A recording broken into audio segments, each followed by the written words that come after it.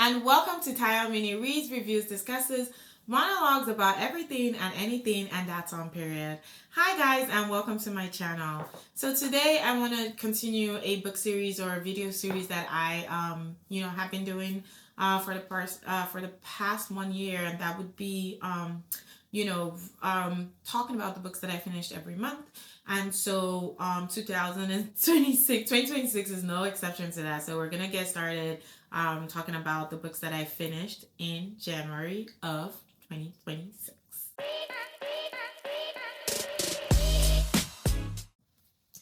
So the first book that I finished, and I think I'm just going to go in line of how I finished them. So the first one would be this one's a mouthful, the Anarchist Cookbook by Matt Dinniman, which is book 3 of Dungeon Crawler Carl. Now, if you know, I have been talking about this series where we follow Carl, who is a human being where Earth was conquered or taken hostage, basically, and humanity was advised or basically commanded to go through this crawl, and whoever is able to finish the crawl will win, and they will have their freedom and Earth's back, basically. And so we're following Carl from literally book 1. This book was I forget like what level this was. This is probably this is the Iron Tangle, so whatever level that was. But to be quite honest, this was not really my best book of the DCC books. Mostly because the mechanics of the railway, because this is set in like a rail station, literally. The whole book, they're stuck on this railway kind of setting where they have to board trains to get to this, and they kill the monsters in the train. I mean, I just was like, oh my god. Like, it was just so stressful reading about it. But I mean, still, if you take away the Iron Tangle itself, everything else was really good. Carl and Princess Donut's relationship was fantastic. Even their manager, I forget his name, but I really enjoyed reading this book 3. And a couple of things happened towards the end that I was like, oh my, like I was shocked. It has to do with the third member of their party, Cassia, I forgot her name. But I definitely am going to continue on the DCC books. There is a book that I think there's a new book coming out in 2026, maybe book 8. So I'm on book 4, and I'm going to be jumping into book 4. So basically, I mean, I still have some time, between now and when the new book comes out, but I am not in any kind of rush to finish these books because there's still going to be a lot of books in the series. I'm thinking maybe 10, 12, I don't know. But we'll see. But it was really good. I enjoyed it for what it's worth. I did not like the Iron Tangle part of it.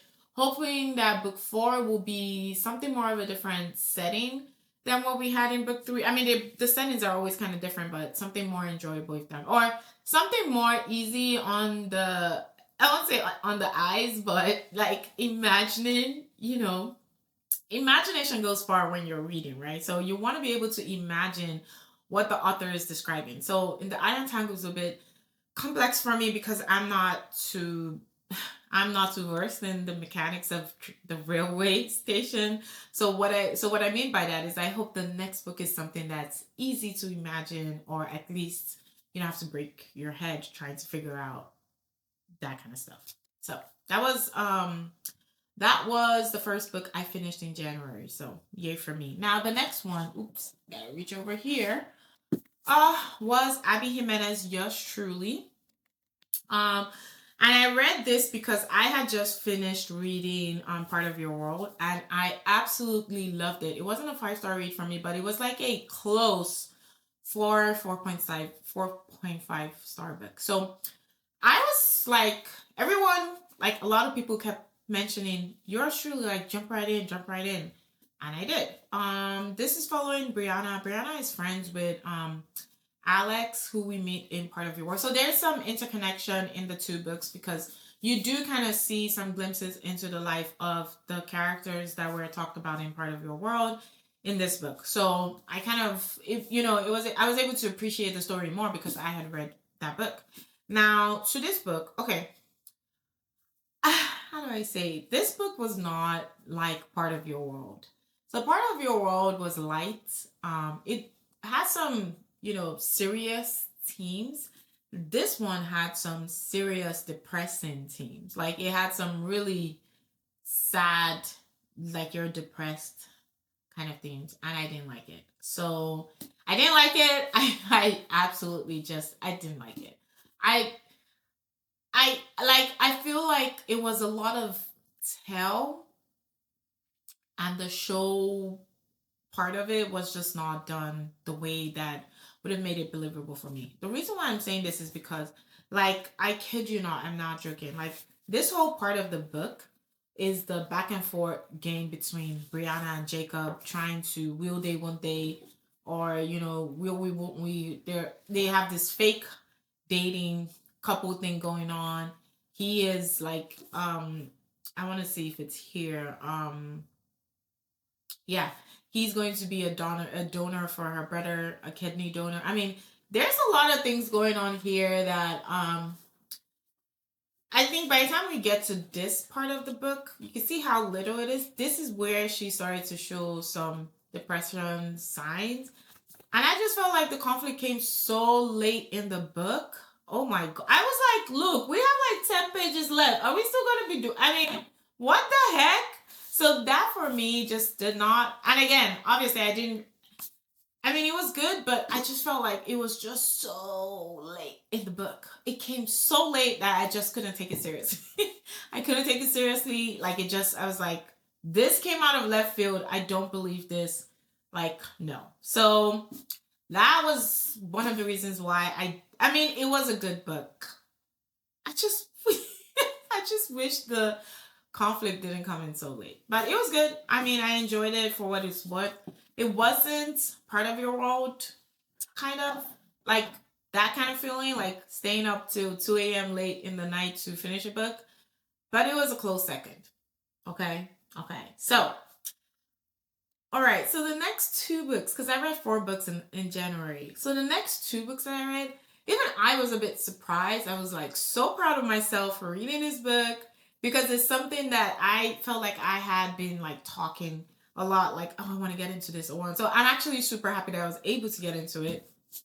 That would be Assassin's Apprentice by Robin Hobb. And I also went ahead and finished Royal Assassin by Robin Hobb. So I have one more book in the first trilogy, which is Assassin's Quest, book 3. And I will get started on that.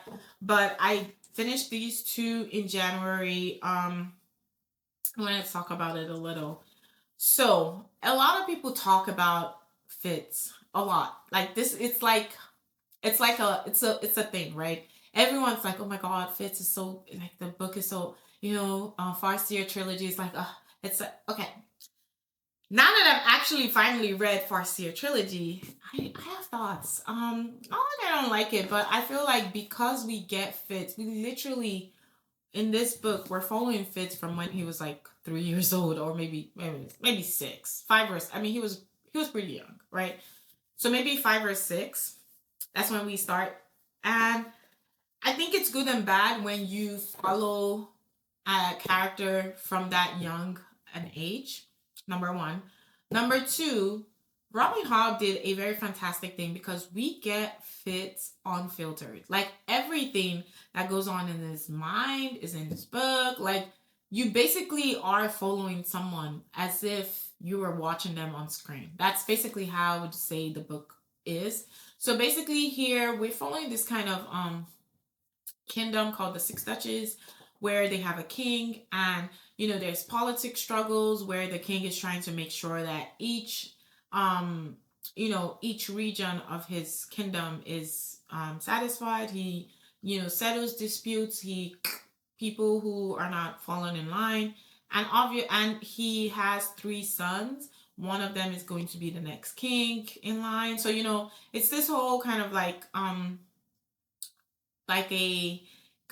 a Game of Thrones ish kind of setting, but not more the family is just more this particular family called the Farseer family. So I'm sorry, I started talking about the book like you know about the book, so let me give you a little synopsis. It said like the kingdom of the Six Duchies is on the brink of civil war when news breaks out.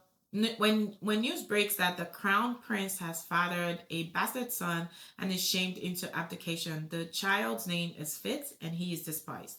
Raised in the castle stables only the company of the king's fool, the ragged children of the lower city, and his unusual affinity for animals or with animals provide Fitz with any comfort. To be useful to the crown, Fitz is trained as an assassin and to use the traditional magic of the Farseer family. But his tutor, allied to another political faction, is determined to discredit, even kill him. Fitz must survive, for he may be destined to save the kingdom. So basically, that's it, right? You know, we follow Fitz. He's a bastard son of his dad, who was basically the king in waiting, but abdicated because of the fact that he fathered a child. Yeah, it was a big deal. And so Fitz is then brought into the family as, you know, and recognized as a bastard, but then to make him useful, he becomes the king's assassin and he is tasked with, you know, learning. And obviously, like I said, this whole book Fitz is like six, let's say it's like 6 to 12, I think, or maybe more, I'm not sure. Don't quote me on that. But he's really young. And so, like I said, we follow this boy as he's growing. So we get all the thoughts going through his head. And it is really interesting. But I think I came into the series with a little misconception because I thought that this was about war and fighting, but this is more about political backstabbing. It's more war at home, not really like going to fight enemies, but basically it's your family members are like crazy deranged and they will kill you at any turn of the, you know, century.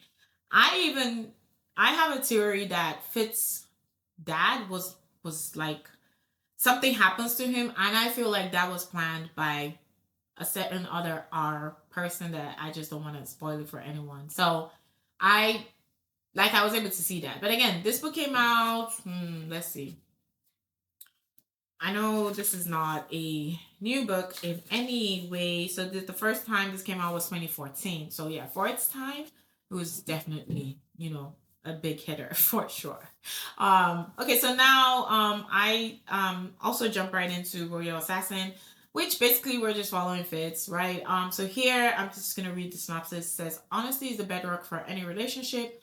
But how can Fitz, royal bastard, training assassin, holder of secrets crucial to the security of the kingdom, bear his soul to his beloved Molly? Danger lies all around him from the raiders savaging the coastal towns and from within the court. The king has been struck down by a mysterious illness, and his eldest son, Verity, is bound up in the defense of the realm. When Verity leaves the court in search of the mythical Elderlings, Fitz finds himself friendless apart from his wolf night eyes and the king's strange, motley clad fool exposed to Prince Regal's malign ambitions. He will be asked to sacrifice everything his heart, his hope, even his life for the sake of the realm. I like this book. I felt like it was a bit too much, like too big physically. And also that's probably because a lot of things that happen here were just like a repetition. Like, okay, Fitz is figuring out someone is trying to do something, and Fitz spends this whole span of the book trying to figure it out, and then something finally happens, and everyone's like, "Oh, this happened," and then we go right back to the beginning again. So, I also feel like King Shrewd, maybe he wasn't that shrewd after all, because I felt like this book went so long on how stubborn King Shrewd was. Like he knew that, you know, he who must not be named, I mean Regal, was plotting. And he just this is like willful blindness. So I'm not even like sad that what happened to Shrewd. I just felt like why couldn't he be more proactive in securing his throne? Especially like I don't. That's why you don't play favorites with your children. Okay, like that's just don't do it. Don't do it, right? Because now we see Regal is he's a pain in everyone's behind in this book, and no one could stop him because of a stupid promise of oh I don't hurt my kin or what like that. It annoyed me honestly. So I feel like Regal was allowed to just behave like he was so badly behaved for so long, and no one could stop him because he was the king's son, and the king was too blind, or he knew but just kind of was like, I like he just never wanted to admit that, you know, he screwed up with Regal. And that's the result of this whole book. And Fitz, oh, let's not even talk about him and Molly. I don't know, like I just didn't see him and Molly, like their relationship was just weird to me. I don't know, it wasn't, I didn't like it. Like I didn't feel any like, oh my god, you guys are lovers. I felt like Molly was just someone that wasn't, she couldn't keep up with the times. What I mean is, she knows who Fitz is, right?